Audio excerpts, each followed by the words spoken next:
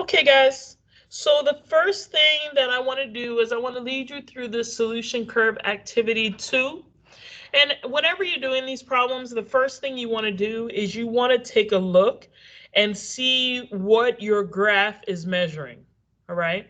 So if you take a look at your graph, one of the axes is going to be temperature. Okay, and it says it's 0 degrees Celsius, goes all the way to 100 degrees Celsius. And then on the other axis, you're going to have grams of solutes. And it's going to be grams of solute per 100 grams of water. So if you get a problem that asks you for more than 100 grams, you're going to multiply accordingly. All right, let's take a look at question number 1. I'm going to do all of these in red. Let me get rid of these highlights so they're not distracting to you.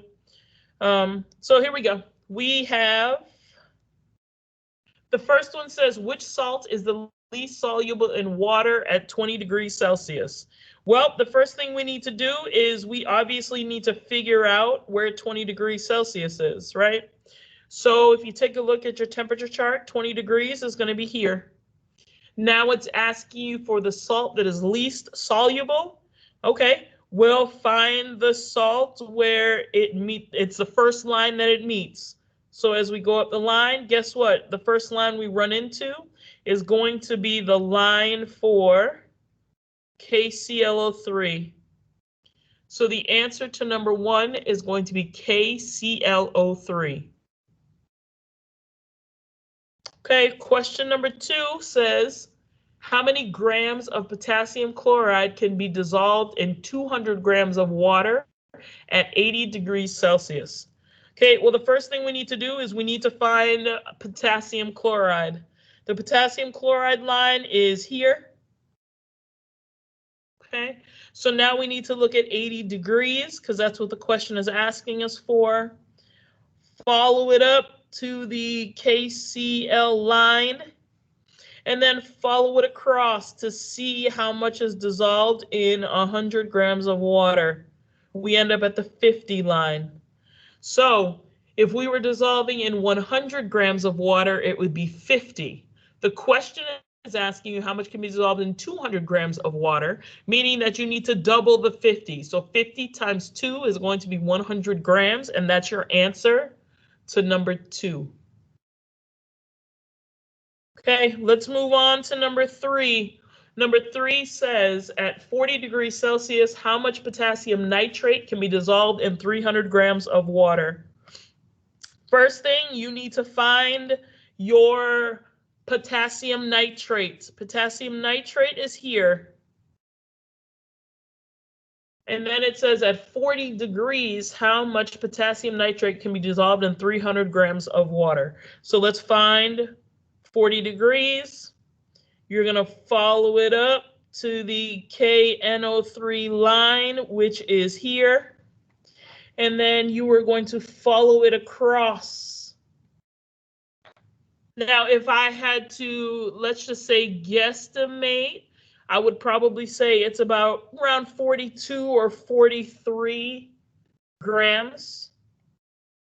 But remember, that's at 100. It wants to know what it is at 300.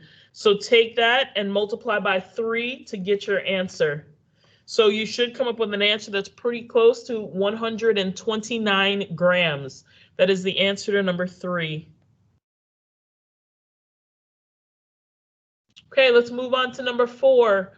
Which salt shows the least change in solubility from 0 degrees to 100 degrees? The key to this problem, you want to look at the solubility change from 0 to 100. Essentially, you're finding the flattest line. So if you take a look at sodium chloride at 0, it's about 38 grams. And then when we get to 100, it's about 40 grams. That was only a 2-gram difference. Everybody else, there's a higher difference than the one for sodium chloride. So that is the answer to question 4. It's NaCl. Okay, let's move on to number 5. Number 5 says at 30 degrees Celsius, 90 grams of sodium nitrate is dissolved in 100 grams of water. Is this solution saturated, unsaturated, or supersaturated? unsaturated. Okay, so we need to find that point on the line. So it says at 30 degrees. First of all, let's find sodium nitrate. Sodium nitrate is here. It says at 30 degrees, so we're going to be here at 30 degrees.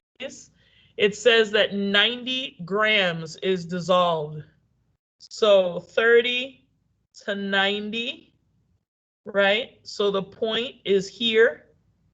So you're going to go from 30, follow it up to 90. And then what you're going to do is you are going to compare this point. Okay? If this point is underneath the line, it is unsaturated. If it is above the sodium nitrate line, it will be supersaturated. And if it is on the line, it is going to be saturated.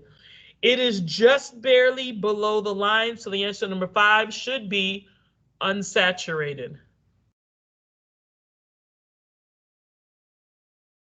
Okay, let's take a look at number 6. Number 6 says a saturated solution of potassium chlorate.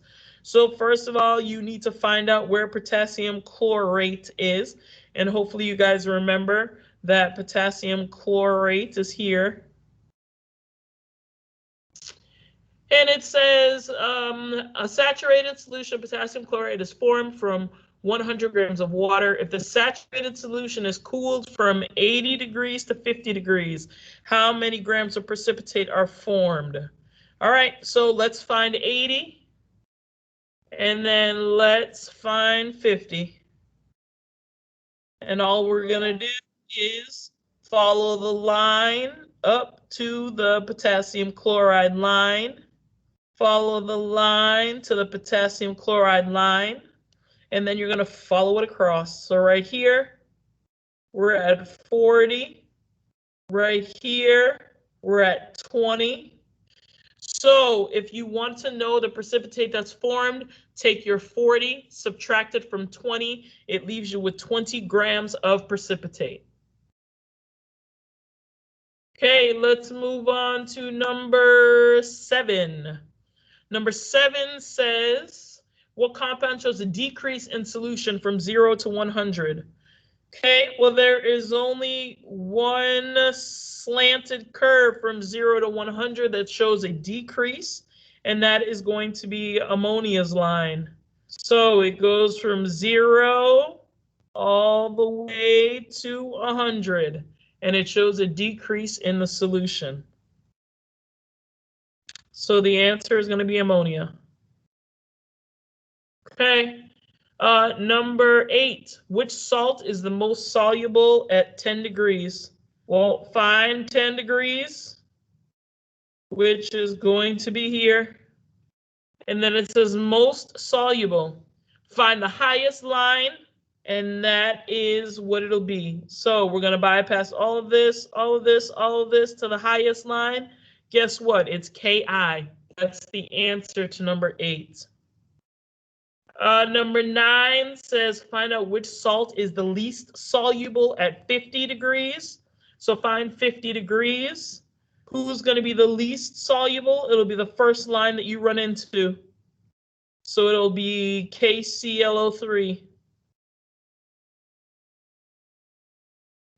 Question number 10 says which salt is the least soluble at 90 degrees? Find 90 degrees. Now, this one is slightly tricky. Some of you guys are going to want to stop at ammonia. But what does a down-facing curve mean about that particular solution? If you remember from your notes, your down curve is a gas.